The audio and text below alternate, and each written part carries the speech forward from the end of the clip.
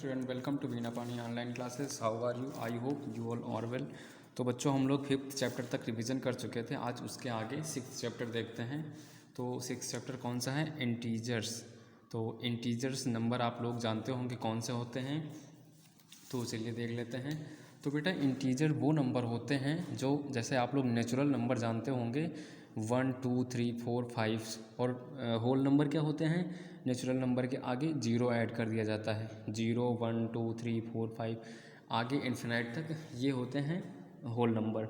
और इन्हीं नंबर्स में अगर हम माइनस वाली वैल्यू भी ऐड कर दें, जैसे जीरो से कम जाएंगे तो -1 -2 -3, ये सब जीरो से कम होती जाती है। तो इनको भी अगर हम साथ में ले लेंगे तो उसे हम इंटीजर्स कहते हैं। जैसे इसमें दिया गया है, देखो ये 0 1 2 3 4 ये तो होल नंबर हो गए, और इसी में हमने -1 -2 -3 -4 -5 इनको भी ऐड कर दिया। तो ये क्या हो गए? इंटीजर्स कहते हैं, जिसमें सारे नंबर्स आते हों, पॉजिटिव, नेगेटिव, जीरो।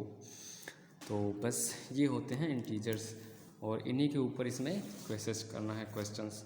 तो चलिए एक्सरसाइज देख लेते हैं। एक्सरसाइज 6.1। तो चलिए देखते हैं क्या है क्वेश्चन इसमें। क्वेश्चन है explain what is mean by.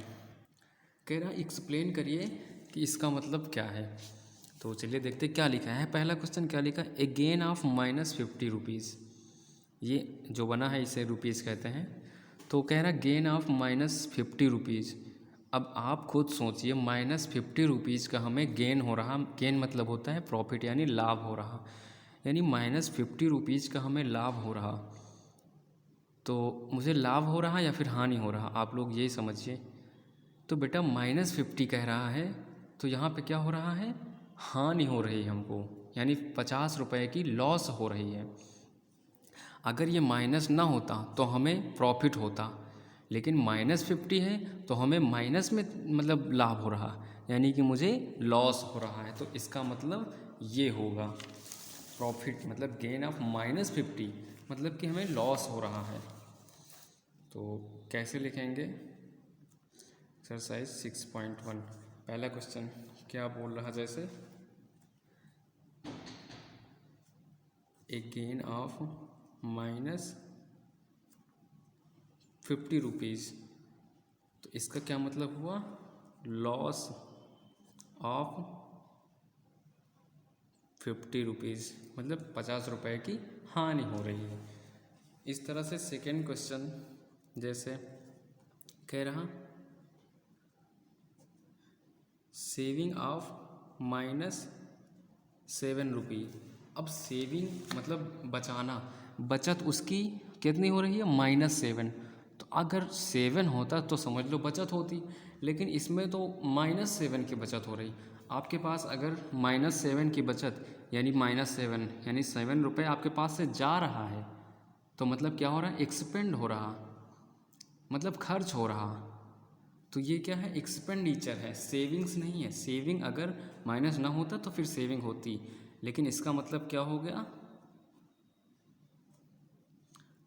Expenditure, मतलब खर्च हो गया।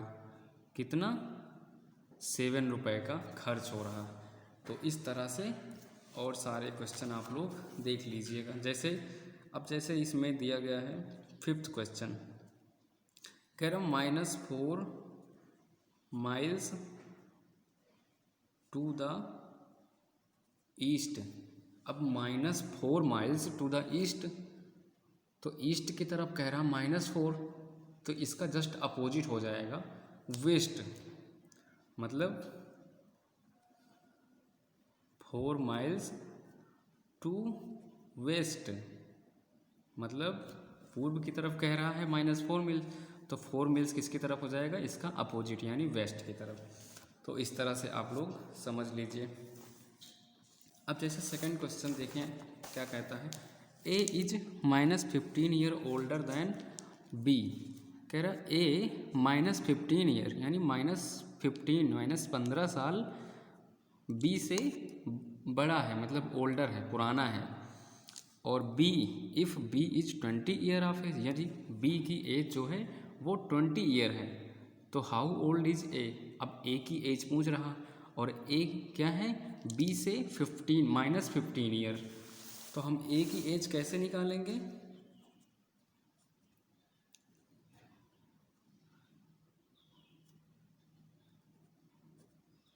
एज ऑफ ए क्या करेंगे, अब बी की एज हमें मालूम है कितना है 20, और ए की एज मतलब बी से -15 साल पुराना है, तो -15 इसमें जोड़ देंगे हम, मतलब वो -15 साल पहले जन्म हुआ है उसका, पुराना है, तो प्लस करेंगे और -15 जोड़ दिया मैंने, तो ये क्या आ गया 20 प्लस माइनस माइनस हो गया 15, कितना आ गया 5, यानी ए की एज कितनी आ गई, एज ऑफ ए कितनी आ गई 5 ईयर्स। ये इसका आंसर हो गया। चलिए इस तरह से आगे क्वेश्चन देखते हैं। थर्ड में क्या दिया है, सब्सट्रैक्ट 80 फ्रॉम 70। अब 80 घटाना है किससे, 70 से। ये देखिए 80 फ्रॉम 70 सब्सट्रैक्ट करना है। तो फर्स्ट में सब्सट्रैक्ट करना है। फर्स्ट क्वेश्चन है 80 फ्रॉम 70, तो हम 70 पहले लिखेंगे क्योंकि 70 से माइनस करना है हमें। 70 माइनस 80, अब यहाँ माइनस वाली संख्या बड़ी है तो घटाएंगे तो 80 से 70 कितना आएगा 10, लेकिन माइनस वाली संख्या बड़ी है तो हम यहाँ माइनस लगाएंगे, यानी आंसर कितना आएगा -10। इस तरह से और भी क्वेश्चन जो हैं आगे, अगर छोटी वाली संख्या से बड़ी संख्या घटाते हैं तो घटता तो है लेकिन वैल्यू माइनस में रहती है, इतना याद रखना आप लोग। इस तरह से आगे क्वेश्चन देखते हैं। फोर्थ क्वेश्चन, तो इसमें क्या है, right the following set of numbers in descending order. Descending मतलब बड़े से छोटे की तरफ, तो पहले सबसे बड़ी संख्या लिखेंगे, फिर उससे छोटी, फिर उससे छोटी। तो इसमें चलिए एक हम आप लोगों को बता दे रहे हैं।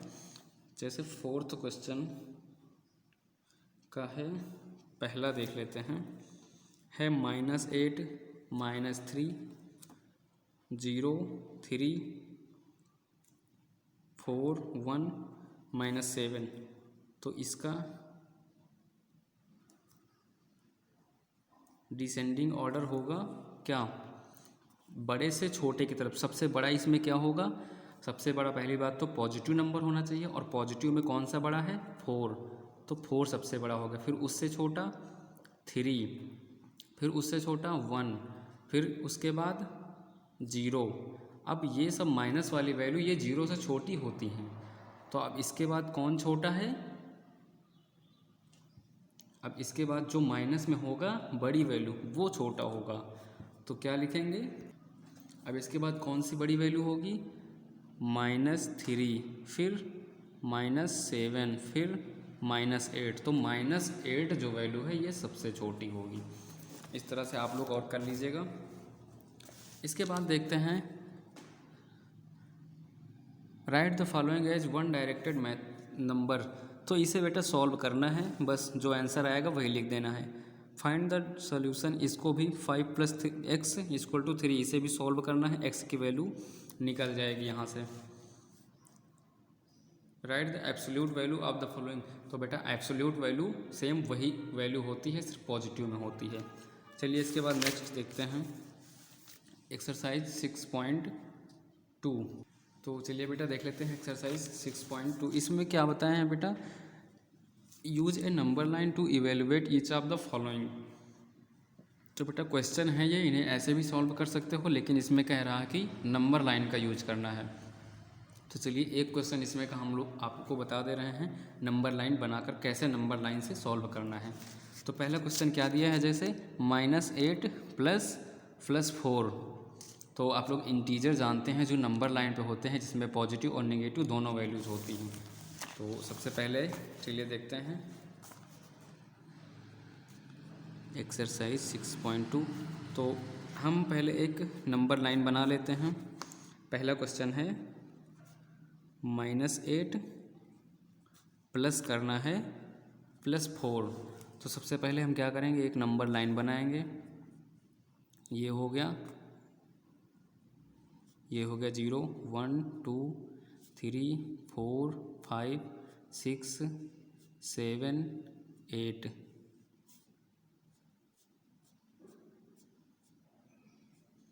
इस तरह इधर हम बना लेंगे, क्या हो जाएगा -1 -2 -3 -4 -5 -6 -7 और -8। प्लस में इधर वैल्यू हो गई और माइनस में इधर। तो सबसे पहले हम देखेंगे क्या कह रहा, -8। तो हम नंबर लाइन पर देख लेंगे -8 कहाँ पर है। तो -8 यहाँ पर है। हम क्वेश्चन के अनुसार जितने नंबर मुझे चाहिए उतने नंबर तक हम बना सकते हैं। मान लो 9 होता तो हम 9 भी बना लेते, 10 होता तो आगे बना लेते। तो इसलिए मैंने 8 तक लिया है। तो सबसे पहले हम देख लेंगे -8 कहाँ पे है, ये है। तो -8 हमने ये चूज़ कर लिया। अब उसके बाद क्या कह रहा है, प्लस करना है +4, ये प्लस रहेगा। कितना, +4। अगर प्लस कह रहा तो हम प्लस की तरफ जाएंगे, मतलब प्लस की तरफ, इस तरफ। प्लस किधर है, इस तरफ है ना, ये होता है प्लस। ये इधर वाली वैल्यू ये सब प्लस में है, तो हम प्लस की तरफ 4 टाइम्स बढ़ेंगे 8 से। कितना, 1 हो गया, 2 हो गया, 3 4, बस यहाँ तक जाएंगे हम। ये तो कितना आंसर आ गया हमारा, 4। यही हमारा आंसर हो जाएगा। कहाँ पे पहुँचे हम, 4 पे। तो -8 प्लस 4 कितना आंसर आया, सॉरी -4 पे पहुँचे हैं, 4 पे नहीं पहुँचे, यहाँ पहुँचे हैं। ये कितना है, -4। तो हमें क्या मिला, -4। ये हो जाएगा आंसर। तो इस तरह से बेटा नंबर लाइन से आप लोग सारे क्वेश्चन इस तरह से करना है इसमें। इसके बाद नेक्स्ट एक्सरसाइज देखते हैं 6.3, right the following integers in increasing order. तो इसमें भी बेटा इंक्रीजिंग ऑर्डर लिखना है। तो पहला क्वेश्चन देख लेते हैं। इंक्रीजिंग ऑर्डर मतलब छोटे से बड़े की तरफ, मतलब बढ़ते क्रम में इंक्रीजिंग ऑर्डर उसे ही कहते हैं। इंक्रीजिंग ऑर्डर मतलब क्या होता है, इंक्रीजिंग मतलब बढ़ते क्रम में, ये आप याद रखिएगा। तो पहला क्वेश्चन दिया है, जैसे 6 दिया है, -7 0 9 और -5। जैसे अभी पहले एक क्वेश्चन बताया था, तो इसका इंक्रीजिंग ऑर्डर क्या होगा, छोटे से बड़े की तरफ।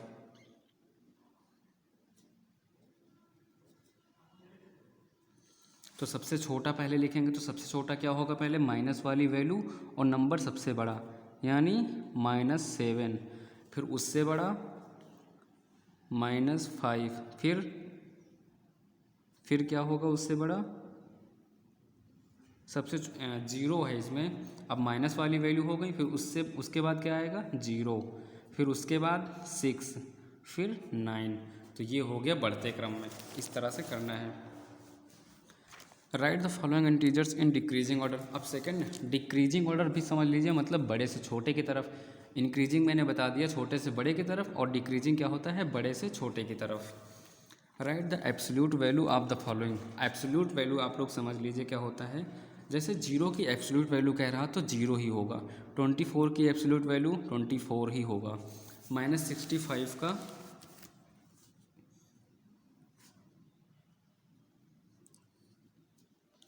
एब्सोल्यूट वैल्यू पहला, जैसे 0 है तो इसका एब्सोल्यूट वैल्यू 0 ही होगा। सेकेंड क्या है, 24, इसका एब्सोल्यूट वैल्यू 24 ही होगा। 65 माइनस का है, इसका एब्सोल्यूट वैल्यू 65। बस पॉजिटिव इंटीजर होगा एब्सोल्यूट वैल्यू। तो आप लोग ये समझ लीजिएगा। हाँ, इसके बाद एक क्वेश्चन जैसे दिया गया है 4th, इसमें कह रहा 4 माइनस यक्स, ये दिया गया है, लेकिन आगे लिखा है if x is greater than 4। तो अगर यक्स इज़ ग्रेटर दैन 4 है तो यक्स वाली वैल्यू बड़ी है 4 से, तो फिर 4 से माइनस नहीं होगा, फिर x से माइनस होगा। तो इसका एब्सोल्यूट वैल्यू क्या होगा, x - 4, ये 4 माइनस एक्स नहीं होगा क्योंकि एक्स वाली वैल्यू बड़ी है। तो इस तरह से एक्सरसाइज करिएगा आप लोग। इसके बाद नेक्स्ट 6.4 देख लेते हैं। इसमें क्या दिया है, represent the following on number line. तो इसमें भी बेटा नंबर लाइन पर रिप्रेजेंट करना है। जैसे मैंने पीछे क्वेश्चन सॉल्व करके दिखाया, इसमें क्या करना है, ये जो नंबर्स दिए गए हैं मतलब माइनस प्लस, इनको नंबर लाइन पे रिप्रेजेंट करना है। चलिए देख लेते हैं क्वेश्चन।